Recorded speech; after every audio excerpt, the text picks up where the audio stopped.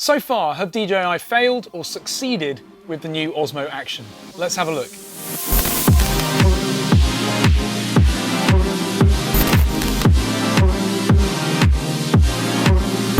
Hi, I'm Ash from DroningON, and just a few weeks ago DJI released their new Osmo Action camera, and there have been a number of reviews. You've probably seen them all. The majority of them are very positive, and they love the menu system, the build quality, and the quality of the stabilization, with many saying that the GoPro's stabilization is not as good as it. There have also been some very negative reviews, negative before even opening the box, largely from GoPro users, unfortunately, raising minor issues such as condensation on the inside screen, which, let's face it, you get with numerous devices, including £1,000 Canon SLR cameras, even our drones, which occasionally the cameras will fog up. This is largely about acclimatization of your device and making sure that before you take it out into freezing cold conditions or boiling hot conditions, you acclimatize the device first. If you live in the tropics and you plunge your devices into a cold pool, you will generally get condensation on the screens of that device, and I found this with multiple different types of devices. Equally, if you're in a nice warm house and I bring my SLR camera outside, even in England where it's not that warm,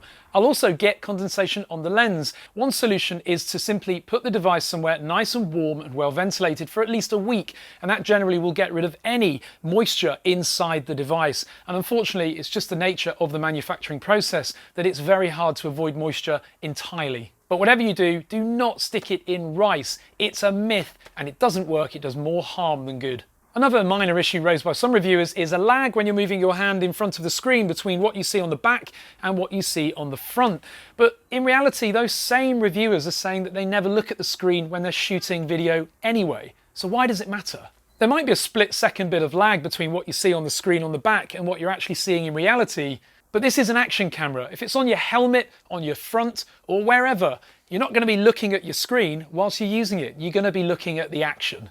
But going back to the negative reviews, GoPro do have a business or brand ecosystem a little bit like Apple, in that consumers don't just buy into the product, they buy into the brand with an almost militant allegiance. We only need to look at GoPro's desperate attempt to enter into the drone market to see that allegiance in action. What did GoPro owners do when they released Karma? They flocked to buy it. They very quickly flocked for a refund as well, because it was a complete disaster. GoPro shut up shop, made everybody redundant, and didn't even bother with a GoPro Karma 2. Now, the Osmo Action is DJI's very first attempt at an action camera, and let's face it, they've done a pretty good job. In fact, if you look at the most popular reviews, they actually very clearly state that it equals, if not betters, the GoPro Hero 7 Black. Now, there are many benefits of this product entering the market that the GoPro fanboys seem to be missing. Primarily, that this will push GoPro to evolve. And if you look at the differences between the Hero 7 Black and perhaps the Hero 4 or the Hero 5, yes, it has moved forward, but it hasn't really innovated in leaps and bounds beyond their EIS technology. With the Osmo Action on the scene, GoPro have no choice now but to really truly innovate and to make the Hero 8 something truly spectacular. Now, the challenge here may be GoPro keeping their head above water. Even if the GoPro consumers still keep buying GoPro, they've now got a big and real competitor on the market in DJI. Over the last 5 years and ever since GoPro Karma disaster, GoPro really have failed to keep their heads above water, with their stock price just crashing and now just about bobbing along the bottom line. These kind of figures are really going to concern GoPro, and the next 12 months are going to be critical to their success or their failure.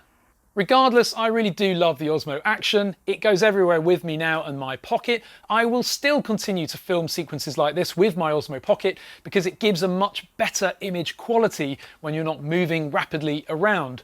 But for scuba diving, paramotoring and other activities including skiing, I will be using my Osmo Action, and as soon as I find a time to edit those videos together, they'll be coming soon to the channel. Regardless of whether you're a GoPro fanboy in denial or a fan of DJI products, there's one fact that we should all be united on: that product evolution like this pushes both manufacturers forward. The only reason that Apple continue to innovate now is because Android's on the scene. The same applies to this scenario where we now have the GoPro and the DJI action cameras, and both will be very interesting to watch over the next 12 months. A reviewer should always remain impartial and unbiased, and I hope you find that my reviews also give the negatives as well as the positives throughout those reviews. Comment below with your thoughts. What do you think about what I've said in this video? Give the video a thumbs up or a thumbs down if you're a GoPro owner, and of course, click subscribe.